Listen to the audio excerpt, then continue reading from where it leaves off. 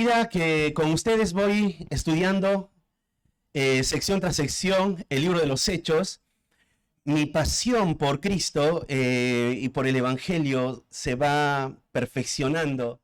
Y mi deseo en esta exposición es transmitir todo lo que estuve observando en el pasaje para que también juntos podamos ser fieles testigos al llamado.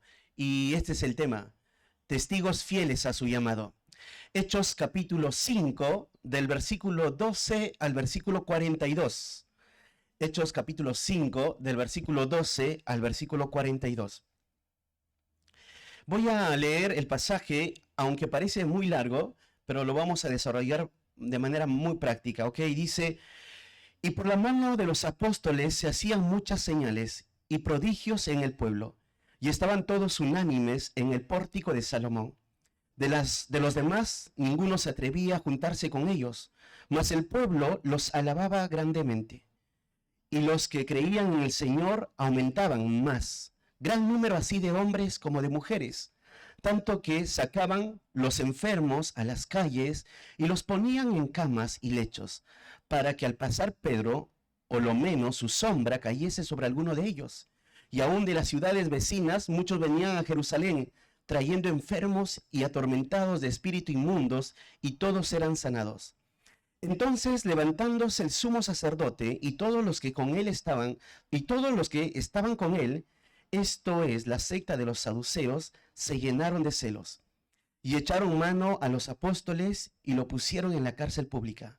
Mas un ángel del Señor, abriendo de noche las puertas de la cárcel y sacándolos, dijo: id, y puestos en pie en el templo, anunciad al pueblo todas las palabras de esta vida. Habiendo oído esto, entraron de mañana en el templo y enseñaban. Entre tanto, vinieron el sumo sacerdote y los que estaban con él, y convocaron al concilio y a todos los ancianos de los hijos de Israel, y enviaron a la cárcel para que fuesen traídos. Pero cuando llegaron los alguaciles, no hallaron en la cárcel. Entonces volvieron y dieron aviso, diciendo: por cierto, la cárcel hemos hallado cerrada con toda seguridad, y los guardas afuera de pie, ante las puertas, mas cuando abrimos, a nadie hallamos dentro. Cuando oyeron estas palabras, el sumo sacerdote y el jefe de la guardia del templo y los principales sacerdotes dudaban qué vendría a pasar con aquello. Pero viniendo uno, les dio esta noticia: he aquí, los varones que pusisteis en la cárcel están en el templo y enseñan al pueblo. Entonces fue el jefe de la guardia con los alguaciles y los trajo sin violencia, porque temían ser apedreados por el pueblo. Cuando los trajeron, los presentaron en el concilio, y el sumo sacerdote les preguntó, diciendo: ¿no os mandamos estrictamente que no enseñéis en ese nombre? Y ahora habéis llenado a Jerusalén de vuestra doctrina, y queréis echar sobre nosotros la sangre de ese hombre.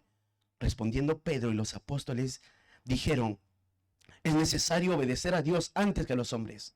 El Dios de nuestros padres levantó a Jesús, a quien vosotros matasteis colgándole en un madero. A este Dios ha exaltado con su diestra por príncipe y salvador, para dar a Israel arrepentimiento y perdón de pecados. Y nosotros somos testigos suyos de estas cosas, y también el Espíritu Santo, el cual ha dado Dios a los que le obedecen. Ellos, oyendo esto, se enfurecían y querían matarlos. Entonces, levantándose en el concilio, un fariseo llamado Gamaliel, doctor de la ley, venerado de todo el pueblo, mandó que sacasen fuera por un momento a los apóstoles. Y luego dijo: varones israelitas, mirad vosotros lo que vais a hacer respecto a estos hombres. Porque antes de estos días se levantó Teudas, diciendo que era alguien. A este se unió un número como de 400 hombres, pero él fue muerto, y todos los que le obedecían fueron dispersados y reducidos a nada. Después de este se levantó Judas, el Galileo, en los días del censo, y llevó en pos de sí a mucho pueblo. Pereció también él, y todos los que le obedecían fueron dispersados. Y ahora os digo: apartaos de estos hombres, y dejadlos, porque si este consejo o esta obra es de los hombres, se desvanecerá. Mas si es de Dios, no lo podréis destruir. No seáis tal vez hallados luchando contra Dios. Y convinieron con él, y llamando a los apóstoles, después de azotarlos, le intimaron que no hablasen en el nombre de Jesús, y los pusieron en libertad. Y ellos salieron de la presencia del concilio gozosos de haber sido tenidos por dignos de padecer afrenta por causa del nombre. Y todos los días en el templo y por las casas no cesaban de enseñar y predicar a Jesucristo. Padre, esta mañana estamos delante de ti, Señor, para ahora escuchar tu palabra, para pedirte, Padre, que tú uses la Escritura para traer convicción frente a nuestra responsabilidad en el Evangelio. Te pido, Señor, que puedas hablarnos. Usa, Señor, a través de la obra de tu Espíritu Santo, usa tu Escritura, usa tu palabra, Señor. Ten el control de mi mente y mi corazón. Te lo pido, Padre. Y todos, Padre, al final podamos darte toda gloria y gratitud por lo que haces. Oramos agradecidos en el nombre de Hijo Jesús. Amén. Bueno, Hechos 1:8 dice, pero recibiréis poder cuando haya venido sobre vosotros el Espíritu Santo y me seréis testigos en Jerusalén, en Judea, en Samaria y hasta lo último de la tierra. Este era el llamado de parte de Jesús para estos hombres. Estos hombres escucharon el mandato de Jesús y no solo eso, sino también fueron equipados. En el pasaje que acabo de leer, les dice, van a recibir poder. Y ustedes van a ser testigos en estos lugares. Bueno, ya pasó el tiempo y estos hombres ahora son testigos. Son testigos de Jesucristo. Ellos están llevando el mensaje, ellos están llevando el evangelio. Son leales a su Señor. Ellos han sido equipados, ellos han sido instruidos. Ahora, ¿qué hace que estos hombres no claudiquen, no dejen de hacer lo que están hasta ese momento haciendo? ¿Por qué aún van a continuar de aquí en adelante con esa tarea evangelizadora para llevar el nombre de Cristo y para exaltar a Cristo y hablar sobre que Cristo resucitó en medio de un mundo hostil? ¿Qué les empuja a estos hombres? Cualquiera al observar a estos hombres debieran terminar convencidos que no fueron nada más movidos por emociones o que fueron hombres que estuvieron a ciegas siguiendo a alguien, sino algo más pasó, algo más, que estos no dejan de hacer la tarea, son fieles testigos. Ahora, el mundo en el que vivían ellos no es como el mundo que nosotros estamos viviendo. De cierta manera hay una gran diferencia, muy gran diferencia, porque estás sentado ahí escuchando la predicación y yo exponiendo. Y cuando termina esta exposición y tú también al terminar de escuchar esta exposición, no va a venir ninguna persecución a nosotros. Nadie nos va a querer tomar y nos va a querer llevar a la cárcel. No sentimos opresión y la hostilidad de un mundo así que está con odio al cristianismo. No sentimos esa hostilidad. Pero no ha cambiado el mundo. Pero, ¿por qué no sentimos eso? ¿Por qué pareciera que estamos tan cómodos en nuestra vida? ¿Será que hemos dejado de ser testigos fieles al Evangelio? ¿Será que nos hemos acomodado en los trabajos que tenemos, en nuestros hogares que Dios nos ha dado, en la casa que tenemos? ¿Será que nos hemos acomodado a esto y dejamos de hacer para lo cual el Señor nos llamó, ser luz a las naciones, en un sentido, esas lumbreras, como Cristo, siendo Él la luz, nosotros las lumbreras, en un mundo de tinieblas, para llevar el Evangelio? ¿Nos hemos acomodado? Bueno, estos hombres son un ejemplo, un estímulo para cada uno de nosotros. Pablo, cuando tenía que hablar, por ejemplo, a Timoteo, muchos escuchaba el otro día cuando alguien hablaba de Timoteo como un hombre reprimido, como un hombre tímido, como un hombre que estaba temeroso. Pareciera que así fuese por la forma como le dice Pablo. Y puede ser que sí, puede ser que Timoteo tenía estas características. Pero Timoteo había sido instruido. Pero Pablo, su mirada y su visión para alcanzar el mundo, tenía que este hombre tener otras características. O sea, no cambiar su carácter. Para Pablo no tenía que cambiar el carácter, sino para Pablo tenía que Timoteo dejarse gobernar por la obra del Espíritu Santo. Y cuando el Espíritu Santo toma el control de nuestras vidas, van a perder todo miedo, todo temor, toda vergüenza. Y Timoteo tenía que recordar esto, por eso Pablo le va a exhortar y le va a decir, porque no nos ha dado Dios espíritu de cobardía, sino de poder, de amor y de dominio propio. Por tanto, no te avergüences de dar testimonio de nuestro Señor, ni de mí, preso suyo. Pablo le dice, no tengas vergüenza, tú no tengas miedo, tú haces esa tarea, porque Dios nos ha equipado, Dios nos ha dado su espíritu. Es el mismo cuadro de lo que estamos observando en estos apóstoles. Dios le dio su espíritu y los equipó para la tarea evangelizadora. Ahora, ¿qué cambió de ellos con los primeros discípulos, los apóstoles, con Timoteo, con respecto a nosotros? ¿Qué diferencia hay? Solo el tiempo, quizás el contexto, pero tenemos al Espíritu Santo. También tenemos que pensar que es una tarea y tenemos que terminar fieles al llamado y no acostumbrarnos, no acomodarnos a las circunstancias de este mundo. Todo lo contrario. Ahora, hay preguntas que me gustaría responder en toda la exposición.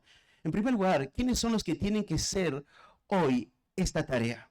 La segunda pregunta sería, ¿qué circunstancias vivirán los que harán la tarea?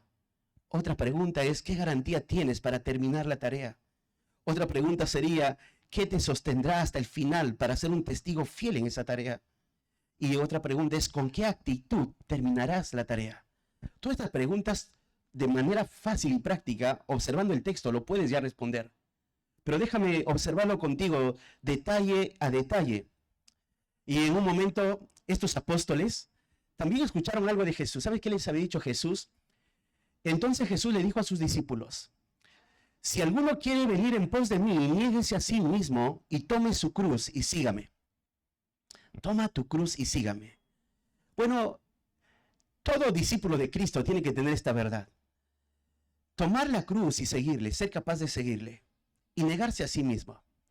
Es negar a tus intereses. Los apóstoles tienen que pensar esto, es negarse a sus intereses.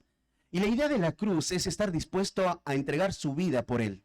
Tomar la cruz es aún caminar, si es necesario hasta la muerte, siendo fieles a él. Los discípulos entendieron bien esa tarea. Y para ellos no va a haber otro estilo de vida, hermanos.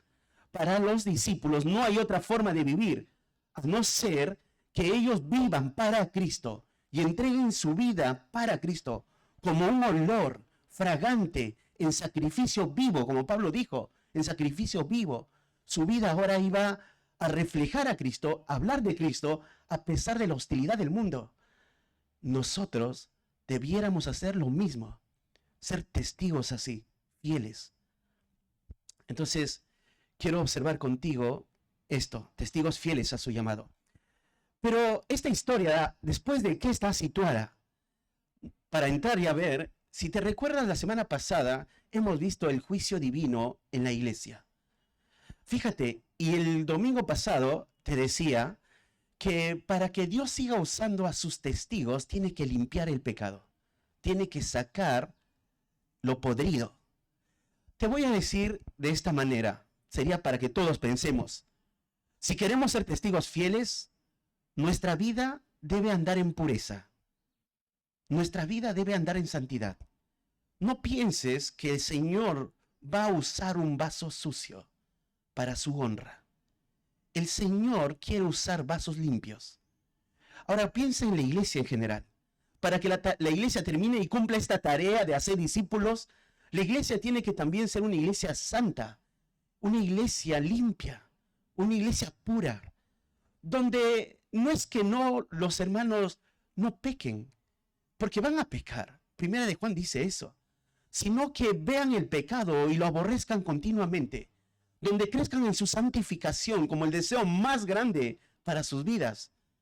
Cuando una iglesia observa la santidad como en el anhelo más grande, el Señor va a glorificarse en esa iglesia.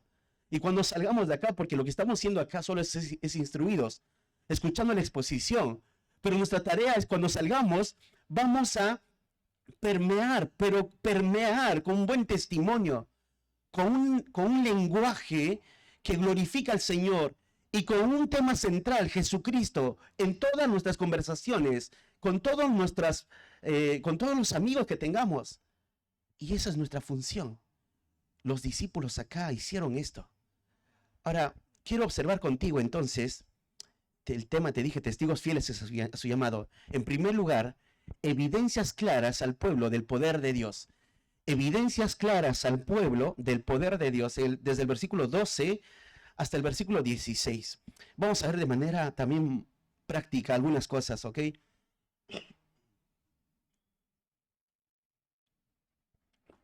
Dice, y por la mano de los apóstoles se hacían muchas señales y prodigios en el pueblo, y estaban todos unánimes en el pórtico de Salomón. Por la mano de los apóstoles. Cuando tú observas a los apóstoles hasta acá, o sea, lo observas desde Hechos 1, vas viendo su vida, estos hombres no quieren tomar el protagonismo de ninguna manera.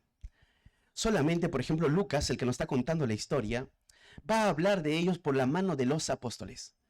Pero los apóstoles solamente son algo, son un instrumento, nada más que instrumento, para que Dios manifieste su poder al pueblo de Israel, y es más, para que Dios acredite, certifique el mensaje que ellos están dando a Israel.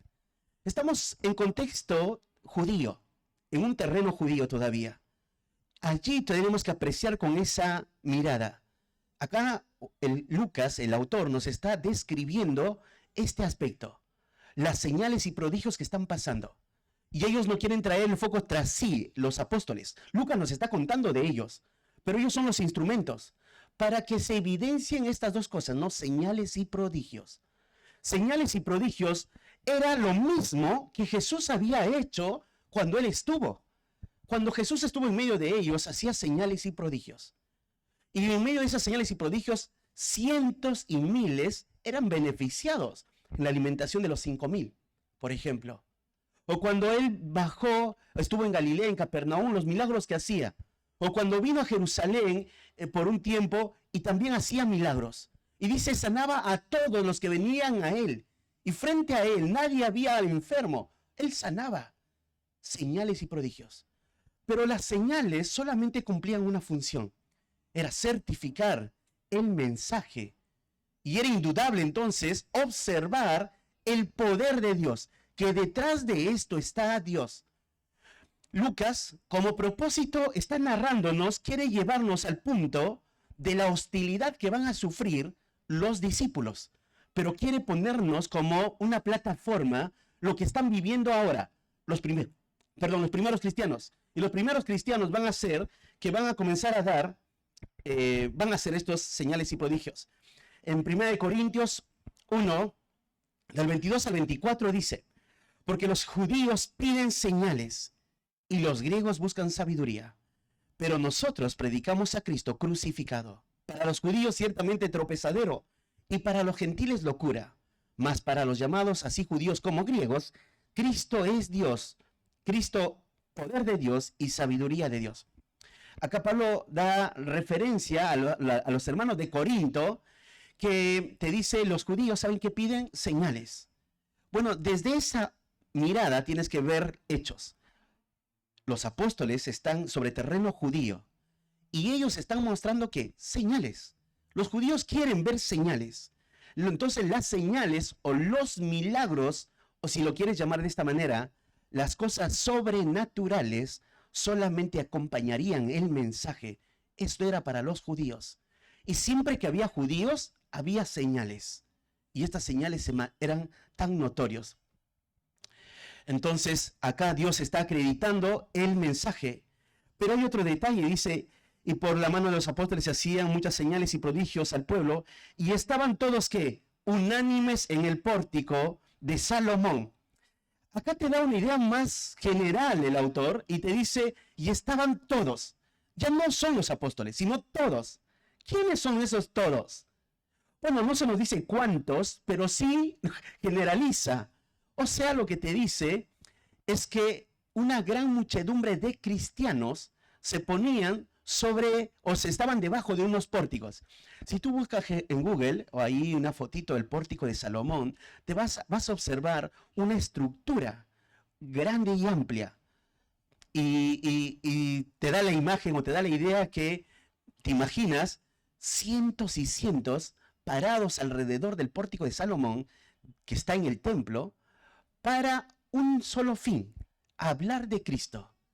Pero acá hay otra idea, habla de unanimidad, te da la idea de unidad. Este grupo de hermanos están unidos con un fin, hablar el evangelio. Están unidos, todos unidos. Hay un autor, David Alexander, dice: era una práctica corriente que se reunieran grupos para enseñar y discutir en los atrios del edificio público, y que los discípulos se reunieran con sus maestros en los atrios del templo. Los cristianos se reunían en el pórtico de Salomón. Era muy común entonces ponerse para que hombres puedan dialogar, dice, en los edificios públicos. Y entonces en el pórtico de Salomón, ahí vas a ver ahora a estos cristianos que están allí para hablar del evangelio. Pero lo interesante es lo que viene a continuación. Fíjate lo que dice el 13. Dice: de los demás, ninguno se atrevía a sentarse con ellos. ¿Quiénes son estos? De los demás, ninguno se atrevía a sentarse, dice, se atrevía a juntarse con ellos. No querían estar al lado. ¿Quiénes son estos de los demás? Bueno, en Lucas no nos dice quién, aunque más adelante nos va a hablar de los enemigos hostiles, pero lo que viene a nuestra mente, o sea, si tú estás viendo la historia de manera consecutiva, te da la idea de lo que no son cristianos y los que son enemigos, porque después te dice: el pueblo los alababa. Entonces tenías este cuadro: cristianos hablando del evangelio, ahí en el pórtico de Salomón, el pueblo observando a los cristianos y escuchando, obtuviendo el beneficio de lo que Dios está haciendo a través de ellos, pero hay un grupo que no quiere acercarse a ellos. ¿Y sabes quiénes son? Los que son enemigos de la cruz de Cristo, los que son hostiles frente a la cruz. No te dice acá líderes religiosos, sino te da de manera general los demás. Estos los demás no quieren saber nada de Cristo. No les interesa. No les importa. Para ellos Jesús no está en su radar. No quieren saber. Y no quieren juntarse con ellos. Pero piensa el contexto. ¿Por qué no quieren juntarse con ellos? ¿Qué pasó días antes con lo que Dios hizo en medio de los cristianos? ¿Qué pasó? Dios mató a Ananías y Zafira. Y dice: los cristianos, la iglesia, temió. Y los demás escucharon. Y dice: y otros también. Y acá vas a ver a un grupo que no quiere estar al lado de los cristianos. ¿Saben por qué? Porque para ellos es un peligro. Un peligro es los cristianos. Porque estos cristianos van a sacar a luz los pecados. Y se fastidian. Y no quieren venir a la luz porque sus obras son malas, como dice San Juan. Como dice Jesús ahí en el Evangelio de Juan. Sus obras son malas y llaman malas tinieblas que la luz. Y no quiere que sus obras sean hechas evidentes. Así está el impío. El impío, que no te sorprenda que cuando sepa que tú eres creyente, ya cortes la relación de amistad contigo. ¿Sabes por qué? Porque de tus labios van a escuchar santidad, y quizás si le hablaste sobre un tema de pecado, les va a causar molestia, le va a irritar, le va a fastidiar. Bueno, que no nos debe preocupar eso. No estamos para caer bien a nadie. Estamos para solamente ser fieles testigos de Dios y decir la palabra de Dios tal cual es, no bajarla, no diluirla, decirla, y decirla con exactitud, con verdad y amor, obviamente, pero que no juegue en contra y no creas que quieras caer bien, porque el mensaje del evangelio no va a caer bien a los demás, lo van a rechazar, porque el evangelio habla de que la persona entienda su condición de ser pecador, y los hombres no quieren entender eso. que son pecadores. Entonces, estos hombres no quieren ver y tener nada que ver con los cristianos. Y dice, y el pueblo les alababa grandemente. ¿Qué quiere decir que el pueblo los alababa? Ellos tenían como alta estima a los discípulos por todo lo que está pasando. Es la idea de alabarlo, porque el pueblo está siendo beneficiado de todo lo que está sucediendo. No solo eso, sino también vas a ver frutos por causa del testimonio fiel. Fíjate el versículo 14. Y los que creían en el Señor aumentaban más, gran número de así de hombres como de mujeres. Esto es hermoso. Los discípulos están haciendo su tarea y el Señor hace su obra. Muchas personas están creyendo en el Evangelio, observando el mensaje, oyendo el mensaje y el mensaje siendo acompañado por esos milagros. Ellos querían, ver el Antiguo Testamento, que realmente de lo que están diciendo los discípulos es cierto. Entonces las señales atestiguaban eso. Y lo que hacían ellos era creer, se arrepentían y muchos aumentaban. Algunos sugieren esta idea de que crecía y aumentaban más y más, que está hablando de cientos de personas. Están escuchando el Evangelio y están saliendo de la muerte y están pasando a tener vida. Por eso dice un gran número, así de hombres como de mujeres. Y el 15 dice, tanto que sacaban los enfermos en las calles y los ponían en camas y lechos, para que al pasar Pedro, a lo menos su sombra cayese sobre alguno de ellos. Ahora, acá hay una referencia bastante sorprendente, que a cualquiera, si con su lectura rápida hace esta parte, una lectura rápida, pareciera que Pedro tuviese poder, la sombra de Pedro tuviese poder. Y se podría especular este tipo de milagros que sucedían en aquel momento. Lo que tienes que ver es lo que está sucediendo con la gente, el pueblo. El pueblo los alaba. Entonces la conversación, ahí la idea de alabar te decía que los tenía con alta estima, los tenían con aprecio, porque estos que hablan de santidad realmente están viviendo así, y no solamente así, son personas que traen beneficio y entre ellos están dialogando. Y surge en medio de esa plática esta idea de que aún la sombra de Pedro puede sanar. Pero la sombra de Pedro no puede sanar. El que sana es Dios. Y lo hace a través de estos instrumentos. Pedro no tiene poder por sí mismo. Pedro no tiene intrínsecamente el poder para hacerlo. No es Pedro. Pero la conversación había llegado hasta este punto, que creían, se imaginaban. Entonces, lo que hacían era, sacaban los lechos a los enfermos y lo ponían, a ver si Pedro pasa por allí. O sea, lo que Lucas nos está diciendo, a tal punto llegó el pueblo a querer que aún sucediese esto. Pero esto no va a pasar. Era una imaginación, era lo que ellos habían creído, esta gente. Y dice esto, ¿no? Entonces, pensaron así. Otra versión dice, a tal punto que aún sacaban los enfermos a las calles y los tendían en lechos y camillas, para que al pasar Pedro siquiera su sombra cayera sobre alguno de ellos. Ahora, el versículo 16 dice, y aún de las ciudades vecinas muchos venían a Jerusalén, de las ciudades vecinas de Jerusalén. Estaba investigando un poquito y sabes que hay bastantes ciudades. Y trataba de, entre toda la investigación, acercar las ciudades más próximas. Y no te dice qué ciudades, pero me imagino muchas. Por ejemplo, está Betania, Jericó, Emaús, Tecoa, Belén, Arimatea y muchos más. Entonces, lo que te está diciendo, de todo lugar se pasaba la voz. Ahora, recuerda que en ese tiempo no hay WhatsApp, no hay Facebook y no hay TikTok.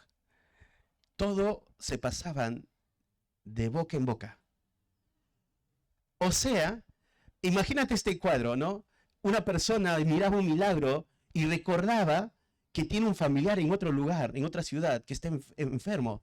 Y corría, viajaba, no sé, horas, y llegaba y le decía, gritando, mamá o papá, tío, está sucediendo esto en Jerusalén. Hay hombres que están sanando. ¿Cómo que están sanando? Sí, lo he visto. Y otro escuchaba, ¿qué? ¿Dónde? ¿Dónde lo viste? Y dice, y se pasaban la voz, y así corría. Y todos traían a sus enfermos. Pero, fíjate, buscaban un beneficio, pero el Señor quería que oigan el Evangelio. El punto era que escuchen el Evangelio. Solamente las señales acompañaba, certificaba. Y de distintas ciudades, trayendo enfermos, dice, y atormentados de espíritu. Y acá este pasaje es crucial en un sentido, porque Marcos 16, 17, ¿sabes qué le dice Jesús a los apóstoles? Le dice así, y estas señales seguirán a los que creen. En mi nombre echarán fuera demonios, hablarán nuevas lenguas, tomarán en las manos serpientes, y si bebieren cosa mortífera, no les dañará. Sobre los enfermos pondrán sus manos y sanarán. Jesús no está frente a la iglesia acá. Jesús está frente a los apóstoles. Y Jesús le está diciendo a ellos, esto van a hacer. Y lo que está sucediendo es el cumplimiento. Están poniendo sus manos y están sanando. Y dice, echarán fuera demonios. Lo que está sucediendo es, va a acompañar todo esto para que mi palabra se predique. Y eso está sucediendo en Jerusalén. Cientos están viniendo, una gran multitud. ¿Y dónde estaban? En el pórtico de Salomón. Ahí estaba toda esa gran muchedumbre. Y dice al final, y todos eran sanados. Esta idea, y todos eran sanados, te da la idea de gracia sobre gracia. ¿Cómo poder no ver esto en esta primera parte? Gracia sobre gracia, Dios haciendo y mostrando su misericordia a su propio pueblo para que ellos vean y oigan quién es Jesús. Estos son testigos fieles. Y así vive la primera comunidad de la iglesia, haciendo esta tarea de evangelismo. Esas son las evidencias claras al pueblo de Israel del poder de Dios. Y en segundo lugar, el cuidado providencial del Señor en medio de la hostilidad extrema. En segundo lugar, el cuidado providencial del Señor en medio de la hostilidad extrema. Fíjense el versículo 17. Y vamos a ver esto hasta el versículo 26. Dice, entonces levantándose el sumo sacerdote y todos los que estaban con él, esto es la secta de los saduceos, se llenaron de celos y echaron mano a los apóstoles y los pusieron en la cárcel pública. Bueno, ya no nos sorprende, ¿no? Cuando la luz comienza a brillar, las tinieblas se inquietan. Esto sucede.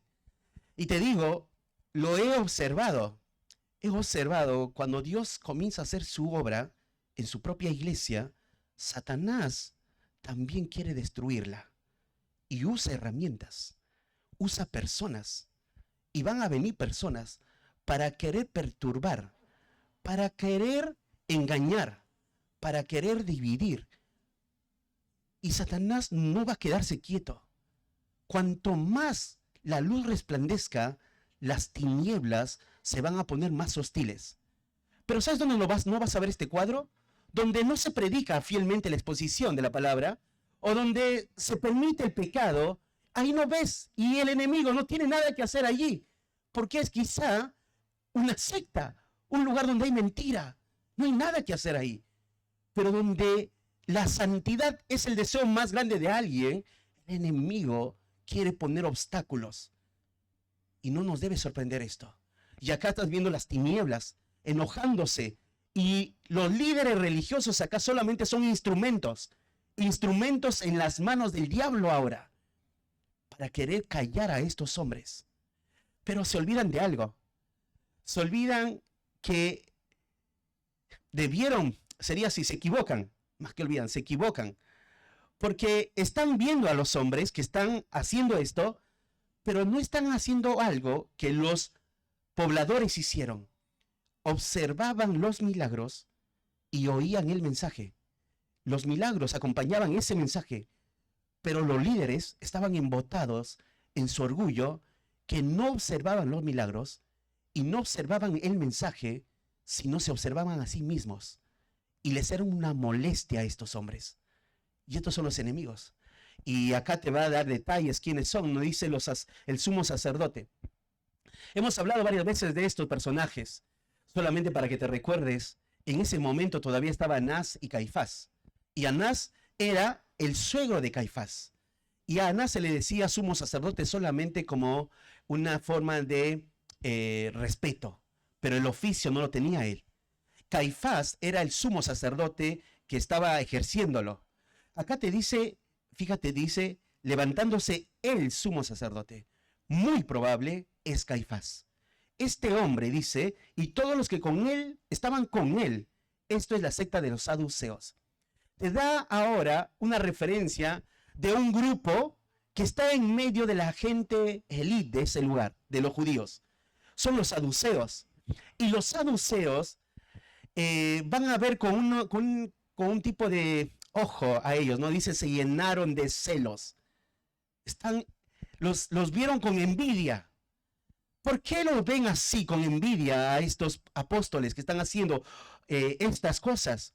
Están enojados, están airados y se llenan de envidia. Su corazón arde de odio. Bueno, es sorprendente que lo que estos hombres quieren hacer es callar a estos hombres que hablan de la resurrección. Los saduceos, ellos en parte de su doctrina era que no creían en la resurrección de entre los muertos. Y los discípulos hablaban de la resurrección y hablaban de Cristo.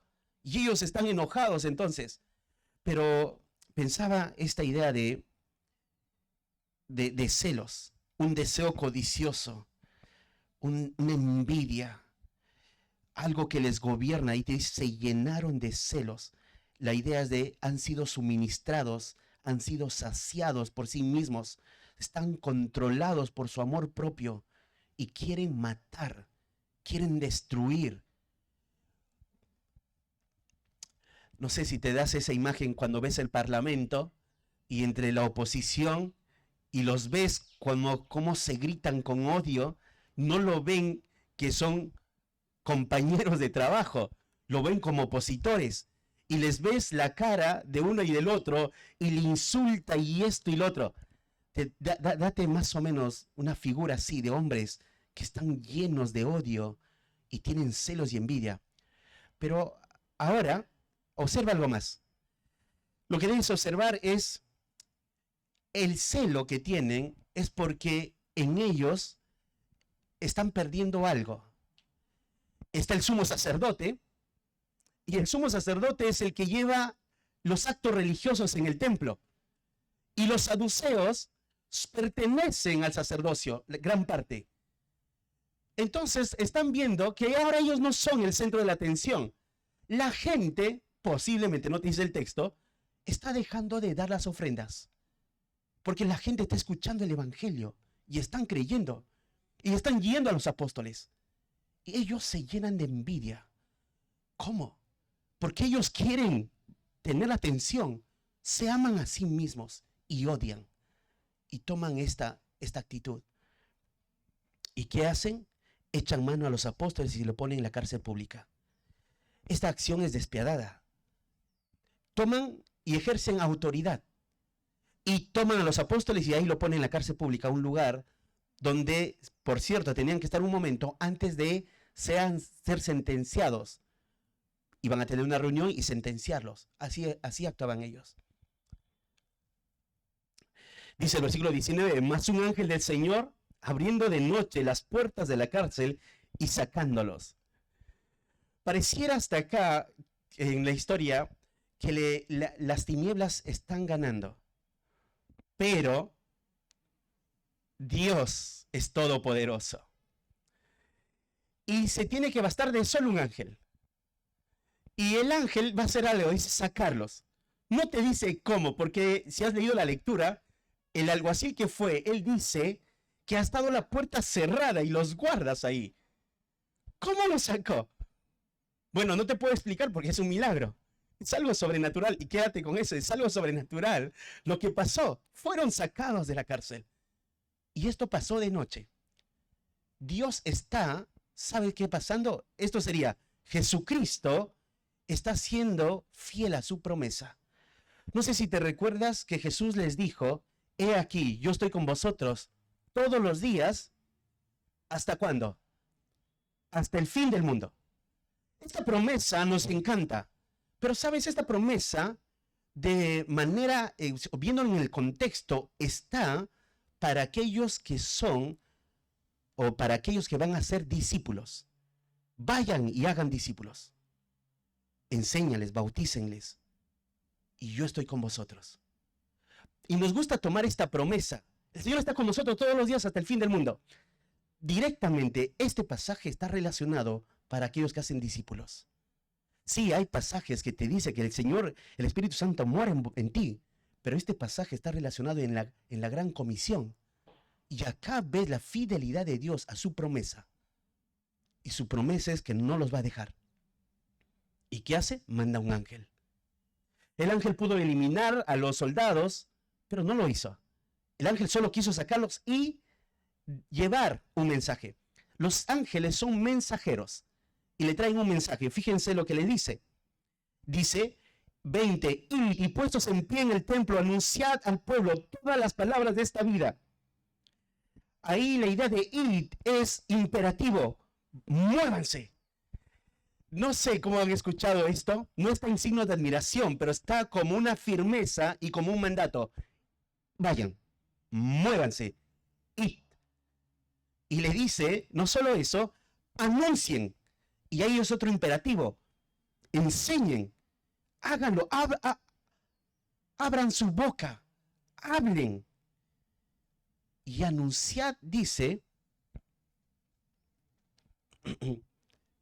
al pueblo todas las palabras de esta vida. Todas las palabras de esta vida. Sigan haciendo la tarea. Vayan. ¿A dónde los manda? Al templo. ¿Y dónde fueron tomados? En el templo. ¿Te parece congruente esto? No, ¿cómo? ¿Cómo me va a volver a enviar a mi familia a predicar? ¿Cómo me va a volver a enviar a mi trabajo? Quisiera que me saquen del trabajo para poder vivir la vida en santidad, para poder predicar el evangelio en otros lugares, porque ahí en mi trabajo es difícil. Uy, a mi familia no puedo hablarles, que es difícil ellos. Pero acá la tarea para ellos es en el mismo lugar. Vayan al templo. Porque en el templo fueron tomados. Y en el templo están vistos por todos. ¿Y al templo quiénes van? El sumo sacerdote y los alguaciles. O sea, es inevitable que otra vez lo vean. ¿Qué quiere hacer con este mensaje el Señor? No tengan miedo, sigan haciendo la tarea. En medio del mundo hostil, sigan parándose haciendo la tarea. ¿Sabes, hermano? La iglesia debe avanzar de esta manera. No podemos retroceder. Nosotros no somos de los que retrocedemos. Nosotros no claudicamos, no nos vamos, sí nos debilitamos, pero nos ponemos de pie y seguimos enfrentando la adversidad con la mente puesta en Cristo, con la mirada puesta en nuestro Salvador, aun cuando el mundo vaya en contra de todos los principios que nosotros tenemos como cristianos y vaya en contra del mensaje que llevamos al mundo. Nos paramos firmemente y caminamos hacia adelante, no retrocedemos. Esto le dice el ángel, vayan y digan, no dejen de hablar. Y ellos fueron a hablar, fueron a predicar el mensaje.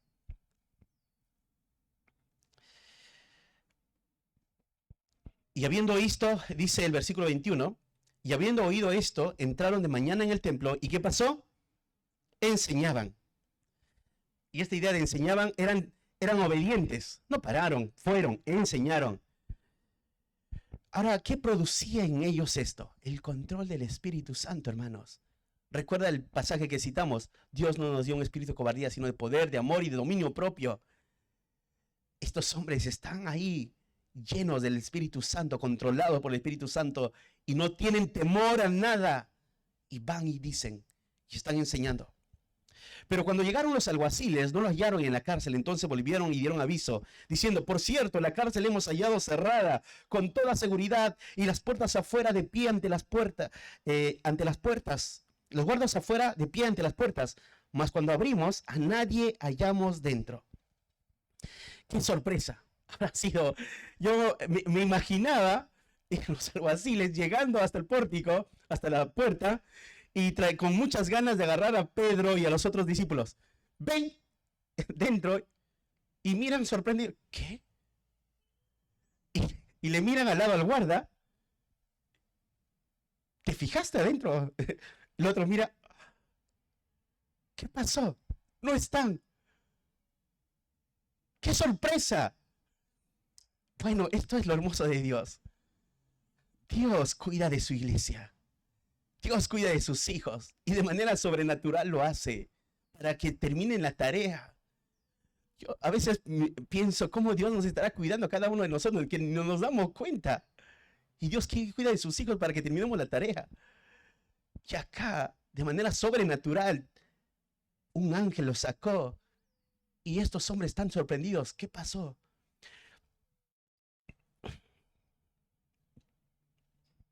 Y 25 dice: pero viniendo uno, le dio noticias: he aquí los varones que pusiste en la cárcel están en el templo y enseñan al pueblo.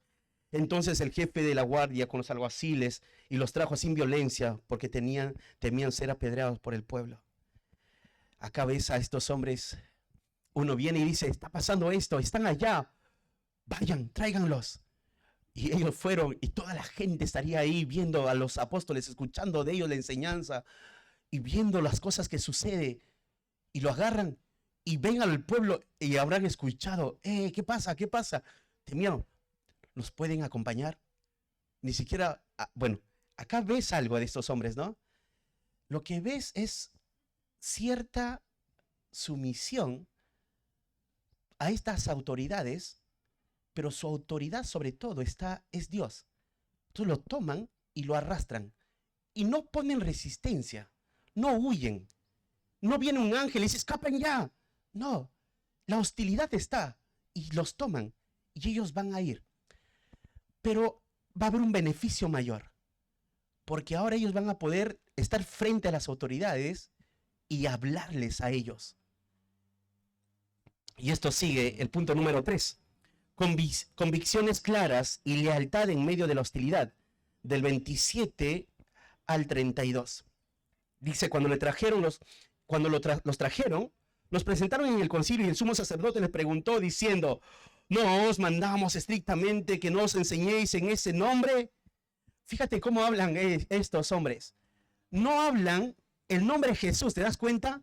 Dice: ¿no les dijimos que no hablen en ese nombre? Les cuesta decir Jesucristo o Jesús. Tanto es el odio que no lo pueden decir. ¿No os mandamos estrictamente que nos enseñéis en ese nombre? Y ahora habéis llenado a Jerusalén de vuestra doctrina y queréis echar sobre nosotros la sangre de ese hombre. Ahora, estos hombres no se están dando cuenta, porque están movidos por sus celos, egoísmo, odio, envidia, de las cosas que están hablando. Ciegos. La gente más sencilla, como el pueblo, pudo ver y oír. Ellos no, están cegados en su amor hacia sí mismos. Es más, dicen: ¿y queréis echar sobre nosotros la sangre de este hombre? ¿Qué quieren decir con eso? Nosotros no tuvimos culpa de lo que pasó con Jesús. Pero sabes que ellos mismos en un momento dijeron esto, Mateo 27, 25, y respondiendo todo el pueblo dijo: su sangre sea sobre nosotros y sobre nuestros hijos. ¿Y quiénes estaban en medio de ese pueblo? Estos estaban gritando: que su sangre sea sobre nosotros. Estos hombres no se dan cuenta que ya habían dicho esto y ellos son culpables. El 29 dice: respondiendo Pedro y los apóstoles dijeron: es necesario obedecer a Dios antes que a los hombres. Qué hermosa oración que nos estimula a todos los cristianos Esto es convicción. De esta manera debemos vivir la vida cristiana. De esta manera debemos vivir nuestras relaciones en el hogar. Obedecer a Dios antes que a los hombres. De esta manera aún debe vivir una esposa con su esposo. O un esposo con su esposa.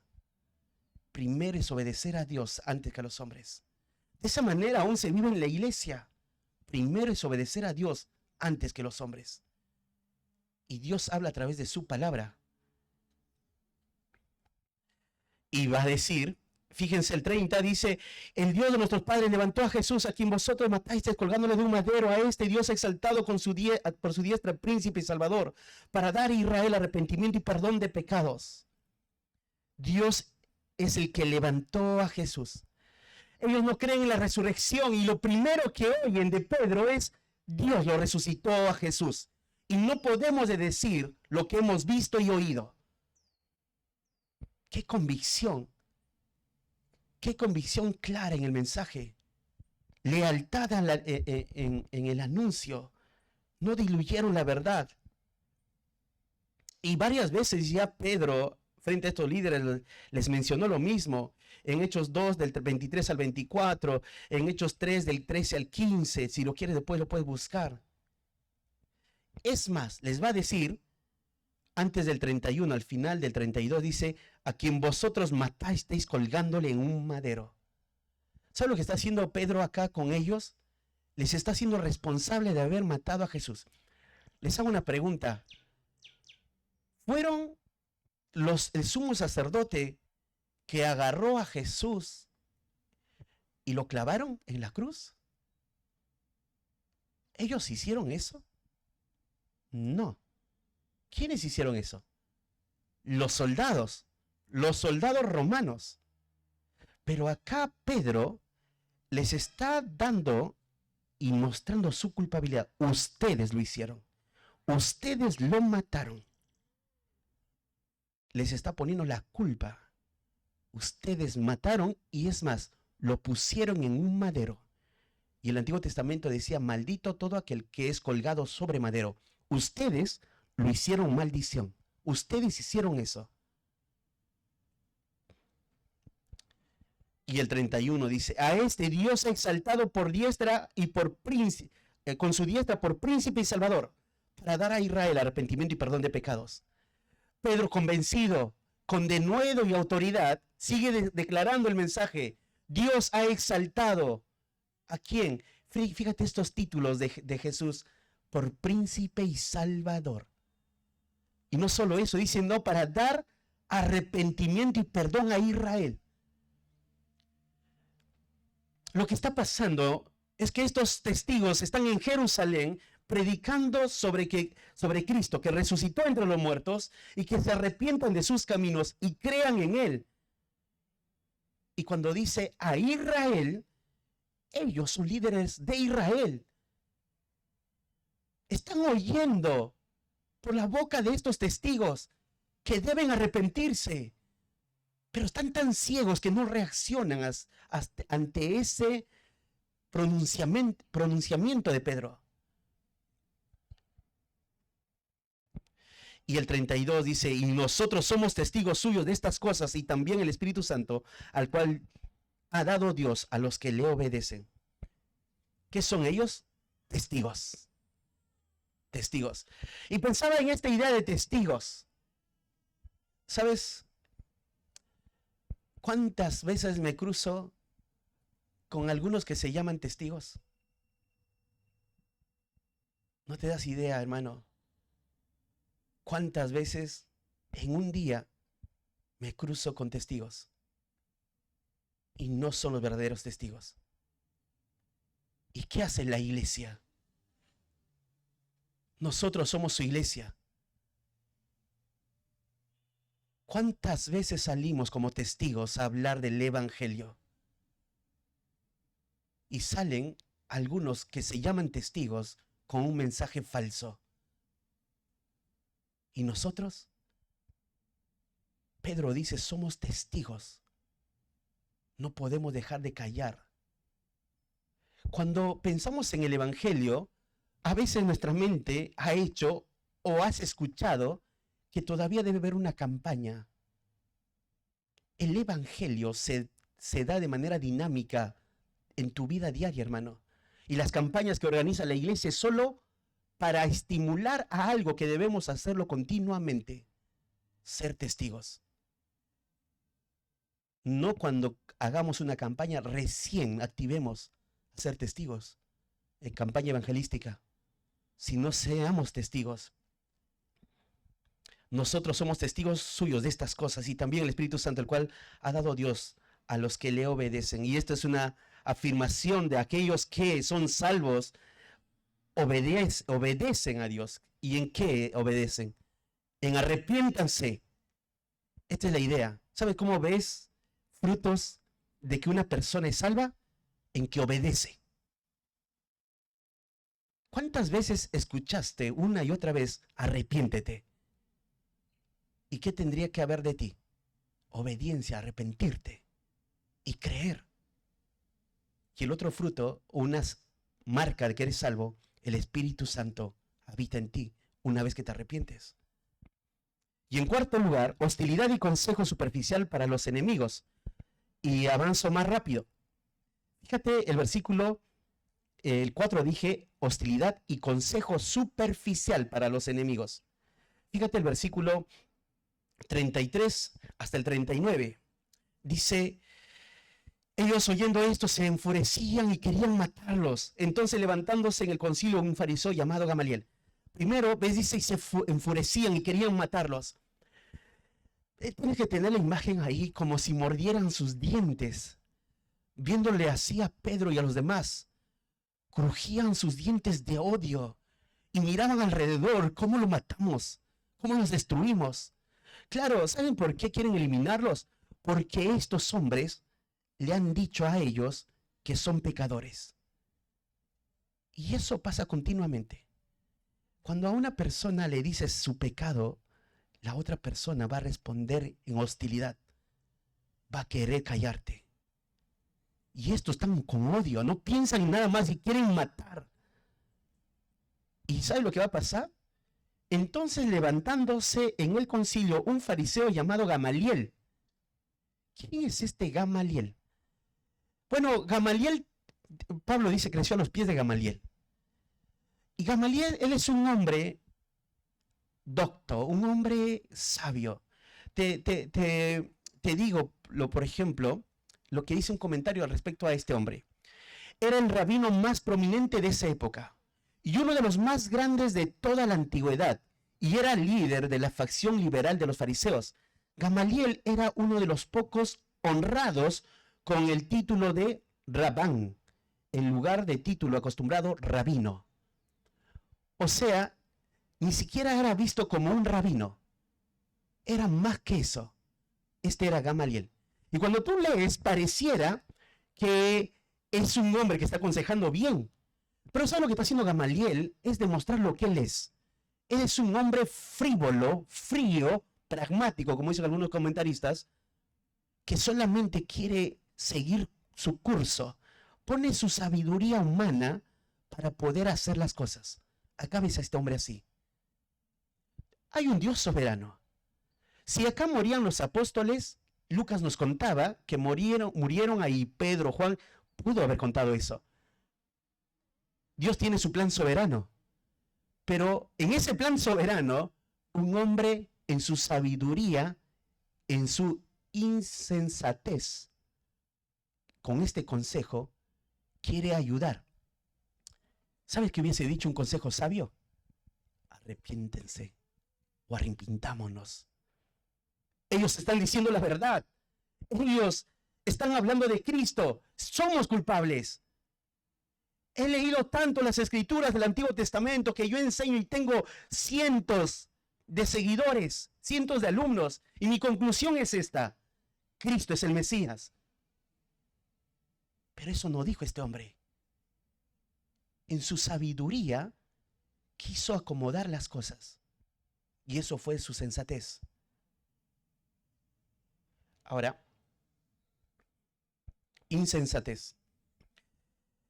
Dice, el 34. Entonces, levantándose en el concilio un fariseo llamado Gamaliel, doctor de la ley, venerado por todo el pueblo, mandó que sacasen fuera por un momento los apóstoles. Y comienza él a dialogar, ¿no? Y les dice, ¿sabes? Se levantó un tal Teudas y también un tal Judas el Galileo. Y cada uno de los que se levantaron, y estoy resumiendo, cada uno de los que se levantaron ya no están, ni sus seguidores están. Murieron todos ellos. Y Teudas, por ejemplo, Lucas lo da como historia. Cuando tú buscas la información de Teudas no vas a encontrar, y los comentaristas dicen, algunos sugieren que Lucas se equivocó, porque Josefo, el historiador, sí habla de un tal Teudas, pero años posterior a Lucas se escribe, como haciendo que Lucas se equivocó, pero no. Nosotros creemos que la Biblia no tiene errores y que Lucas está escribiendo, puede haber sido otro Teudas, porque lo que habla de Josefo habla de uno que levantó no a 40, sino no a 400, sino a miles, a cientos y cientos. Pero acá ves a este Teudas que Lucas refiere.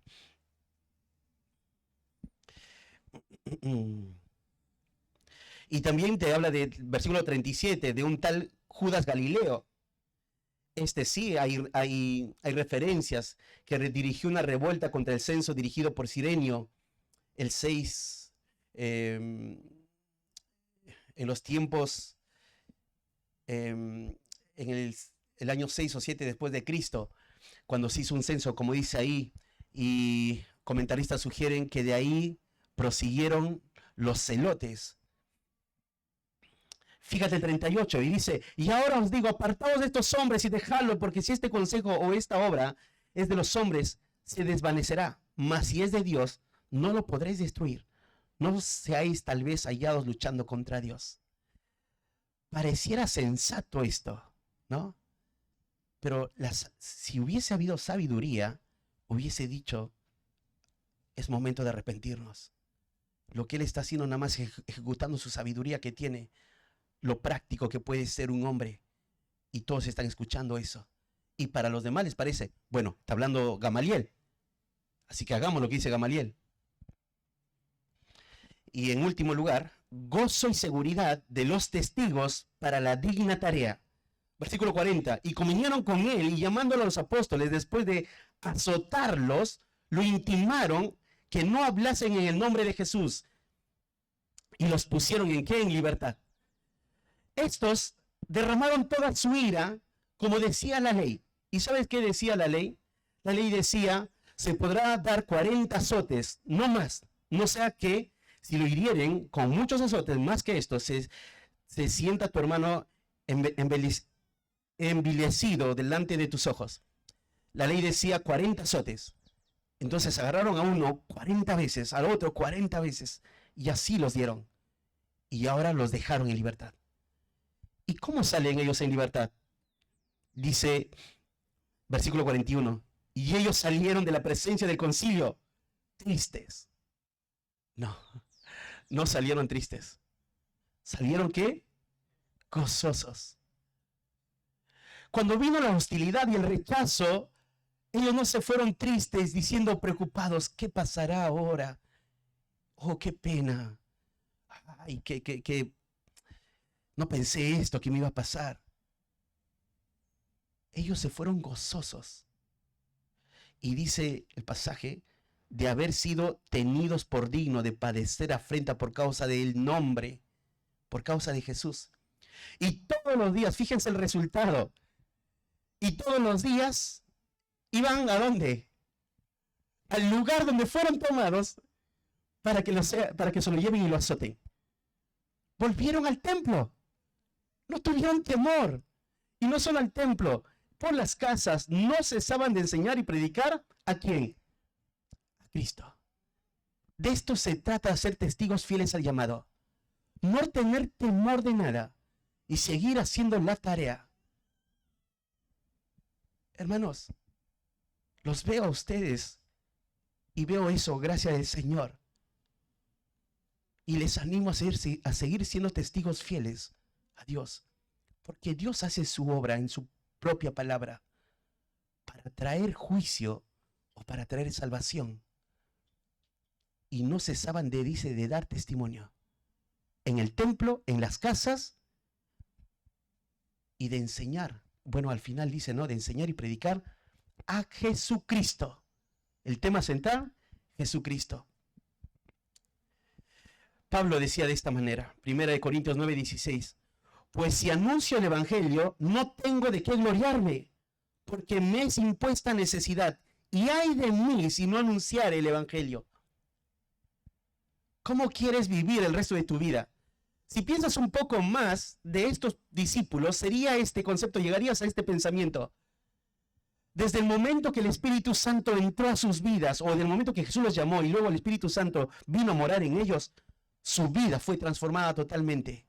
Y ya no vivían para ellos, vivían para Cristo. Y todo lo que hacían hasta su muerte fue ser testigos fieles. Y esa es tu tarea y mi tarea, ser testigos fieles. En el lugar que el Señor te ha puesto, en la zona donde Dios te ha puesto a vivir, para que vivas, para que seas un testigo fiel al Señor. Y como esta hermosa canción, puedas decir al final, gozo da servir a Cristo en la vida diaria aquí, gozo y grande alegría siempre Él me da a mí, gozo hay sí, en servir a Cristo, gozo en el corazón. Cada día Él da poder, me ayuda a vencer y da gozo, gozo en el corazón. Y como la canción que van a cantar ahora, oíd bendita historia. Esa es la historia que hablamos de Jesucristo. Padre, te damos gracias por tu palabra. Te damos gracias, Señor, por la vida de estos hombres, de los apóstoles, cómo vivieron, cuán leales fueron al mensaje. Es un ejemplo, Señor, para cada uno de nosotros. Te damos gracias a ti porque fuiste fiel a tu palabra, a tus promesas, y no los dejaste en ningún momento, aún en el momento más oscuro que ellos vivieron, tú has estado con ellos. Y ahora es nuestra tarea, Señor. Nuestra tarea es anunciar el evangelio, hacer testigos fieles al llamado. Y nosotros también tenemos esa responsabilidad de hablar de Cristo, no solo desde acá en el púlpito o todos los que escuchamos en nuestras reuniones, sino, Señor, fuera de acá tenemos que anunciar el evangelio. Te damos gracias por tu palabra, Señor, y por el poder de tu palabra. Gracias, Padre, te damos toda gloria y honra a ti, porque tú lo mereces todo. Queremos terminar siendo fieles, Señor, la tarea que nos has dado. Danos de tu gracia para concluir de esa manera, Padre. Te lo pedimos en el nombre de tu Hijo Jesús. Amén.